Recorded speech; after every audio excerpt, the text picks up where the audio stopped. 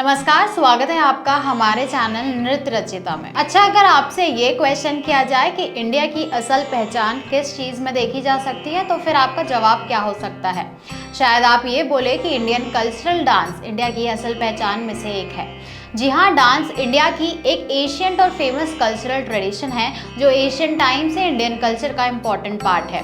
कथकली, कथक, मणिपुरी, कुचिपुड़ी कई classical dances हैं जो आज भी शादी पार्टीज, फेस्टिवल, मूवीज और टीवी शो में देखे जा सकते हैं। इन्हीं क्लासिकल डांसेस में से एक है भरतनाट्यम। आज इस वीडियो में हम आपको भरतनाट्यम डांस के बारे में करीब से बताने जा रहे हैं, तो आइए जानते हैं। भरतनाट्यम इंडिया के सबसे एंशिएंट डांसेस में से एक है। इसका ओरिजिन कब हुआ है, इसका कोई एविडेंस नहीं है, लेकिन कई लोगों का मानना है कि ये 1000 से लेकर 2000 साल पुराना डांस फॉर्म है। एंशिएंट माइथोलॉजीज के अकॉर्डिंग इस डांस फॉर्म को देवताओं से भी जोड़कर देखा जाता है। कई लोगों का ये भी मानना है कि इस डांस को सामवेद से लिया गया है। आपके इन्फॉर्मेशन के लिए बता दें कि 4 वेदों में से एक सामवेद को संगीत और मंत्र के लिए जाना जाता है। इंडियन माइथोलॉजीज के अकॉर्डिंग देवताओं ने ब्रह्मा से आग्रह किया कि एक ऐसे वेद का निर्माण किया जाए जिसमें ये मेंशन हो कि ये डांस फॉर्म देवताओं के लिए होगा, और जब भी देवताओं को म्यूजिक और डांस एंजॉय करना हो तो भरतनाट्यम ही देखा करेंगे। कहा जाता है कि स्वर्ग में अप्सराओं के ग्रुप के साथ मिलकर सभी देवता भरतनाट्यम ही करते थे। धीरे धीरे यह डांस फॉर्म मंदिरों में भी स्प्रेड होने लगा, और जब भी किसी देवता को खुश करना होता था तो इसी नृत्य का सहारा लिया जाता था। भरतनाट्यम इंडिया के मेजर क्लासिकल डांसेस में से एक है जो साउथ इंडिया में बेहद ही पॉपुलर है। साउथ इंडिया के तमिलनाडु स्टेट में इस डांस फॉर्म को बेहद ही पसंद किया जाता है। शादी, पूजा पाठ आदि खास मौके पर भरतनाट्यम को बेहद पसंद किया जाता है। ये क्लासिकल डांस डांसर के श्रृंगार और इशारों के लिए भी जाना जाता है। इसमें महिलाएं विशेष रूप से तैयार होकर नृत्य प्रस्तुत करती हैं। भरतनाट्यम डांस फॉर्म को मोनोगेमस कहा जाता है, जहां एक आर्टिस्ट एक ही परफॉर्मेंस में कई रोल्स प्ले करता है। इस डांस फॉर्म की 3 सबसे इंपॉर्टेंट फीचर: नृत्य, परफॉर्मेंस का टेक्निकल एस्पेक्ट जिसमें परफॉर्मेंस किसी भी इंटरप्रेटिव एलिमेंट्स को शामिल किए बिना स्पीड, पैटर्न, फॉर्म, रेंज और रिदम पर इंपॉर्टेंट ध्यान देते हुए पूरे भरतनाट्यम मूवमेंट्स परफॉर्म करता है। नृत्य, डांस का वो पहलू जिसमें dancer spiritual themes, feelings and expressive gestures को शामिल करता है।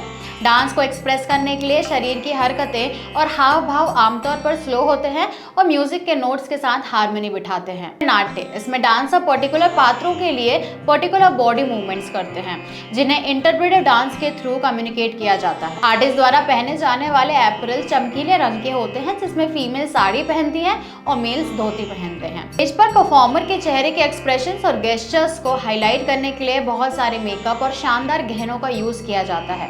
भरतनाट्यम में इशारों को हस्त या मुद्रा कहा जाता है और परफॉर्मेंस में योग के कई आसन भी शामिल हैं। यह इस्तेमाल किए जाने वाला म्यूजिक कर्नाटक म्यूजिक है और बांसुरी, वायलिन और मृदंग जैसे वाद्य यंत्रों द्वारा पूरक है। एक पारंपरिक भरतनाट्यम प्रदर्शन में प्रस्तुतियों का एक क्रम शामिल होता है और पूरे सेट को मार्गम कहा जाता है।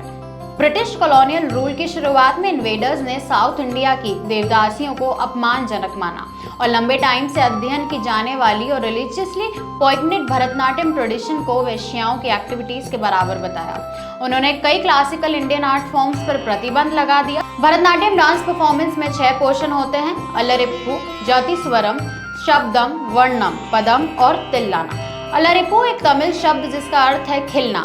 अलरिप्पू किसी परफॉर्मेंस का बिगनिंग पोर्शन है जिसमें एक ताल पर कई तरह की हरकतें शामिल होती हैं। इस पोर्शन को आमतौर पर डांसर के लिए परफॉर्मेंस के अपकमिंग आवर्स के लिए तैयार होने के लिए और वार्म अप के रूप में देखा जाता है।